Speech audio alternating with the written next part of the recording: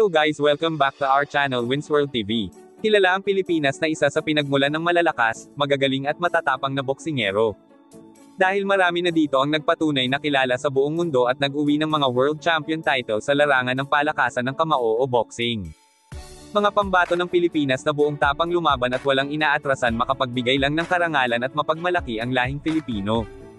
Marami ng iba't ibang kwento ang nabuo, nakapagbigay inspirasyon sa mga bata at sa mga taong nangangarap maging isang world champion.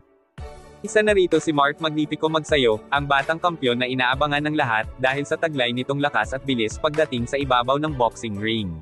Dumako naman tayo sa iba pang mga balita. Laban ni Mark Magsayo kumpirmado na.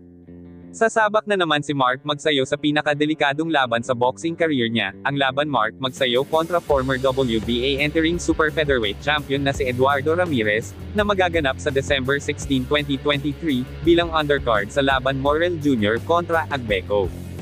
Isang bigatin at napakalakas itong makakalaban ni Mark Magsayo, dahil isa itong 130-pound super featherweight division, dekilibre at nakakatakot agad ang sasagupain nitong pambato ng Pilipinas na si Mark Magsayo.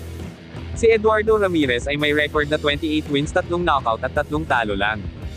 Habang ang pambato ng bansang Pilipinas na si Mark Magsayo ay number 6 sa WBC World Ranking ng Super Featherweight Division. Kailangan maipanalo ni Mark Magsayo ang laban na ito dahil kapag nanalo siya sa laban niya kontra Ramirez ay makakalaban siya muli sa world title fight sa napakaikli na panahon. Dahil kapag nakuha ni Magsayo ang kampyonato sa division na ito ay magiging 2-division champion na siya. Isang napakalaking pagkakataon itong laban niya kontra Ramirez. Ano sa tingin nyo guys, kakayanin kaya manalo ni Mark Magsayo sa 130-pound division o matatalo lang siya muli? Ating abangan ang laban niya ngayong December 16 taong kasalukuyan.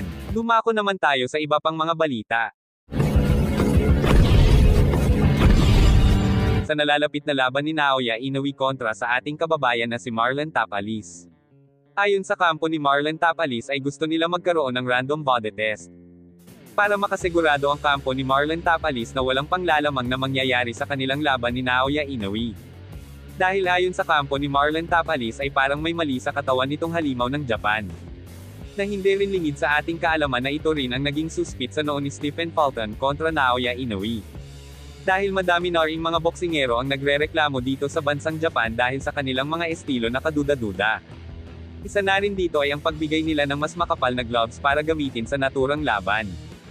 At kung maalala nyo guys, ang laban Casimero versus Uguni ay buntik na dito malamang ang Team Casimero dahil balak nilang ibigay at ipasuot kay John Riel Casimero ang mas makapal na gloves, pero dahil hindi pumayag ang Team Casimero ay hindi sila nagtagumpay sa balak nilang panglalamang.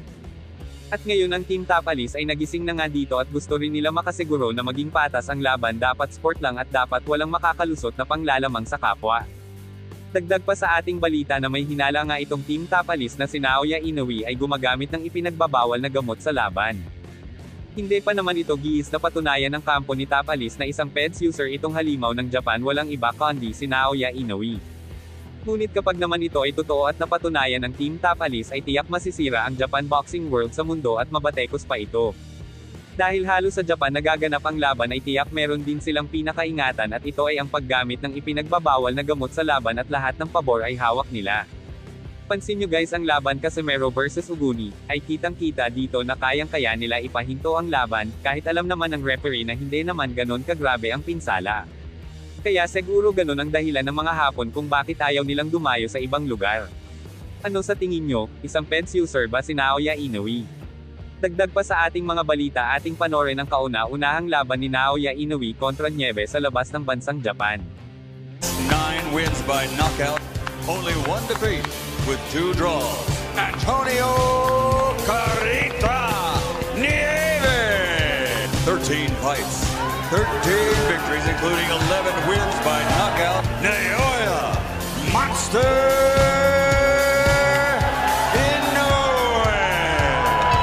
Wait a long time to learn. All of a sudden, it's your game plan when you get hit heavy with heavy shots to the head and the body. Because what's impressive about Inoue is Nieves is a tough kid, but he is taking a lot of punishment right now. Inoue, it seemed to me, took the first minute of this round off to allow Nieves to throw some punches and trying to lure Nieves into an exchange where he wouldn't have to try to open Nieves' defense. He could just, catch him in an exchange. Top fighter in the sport, an average of 37 coming in. He's throwing 41 jabs per round here tonight. I think Inoue has to put Nieves away here in this round or next, because it's a lopsided fight and really look devastating. Make some water cooler buzz the next, on Monday at work. And if he scores a knockout here pretty soon, And Inoue just keeps walking him down, gets him into position there where he can face him and lands a body shot, one at authority. one or two more of those, he could end this fight, Jim. Right there, and here Inoue has him ready to go to the body. Yup, there it is. Inoue stalking. There it is. Another body shot with the left hook. Other than a hook to the body. And there's another one. And there's another one. Ready to change anything. Another left hook to the body. Inoue listening to what Max Kellerman and Andre Ward say. Another left hook to the body. Another left hook to the body. Saying, I don't care who you are, who you're fighting, where you've been brought up.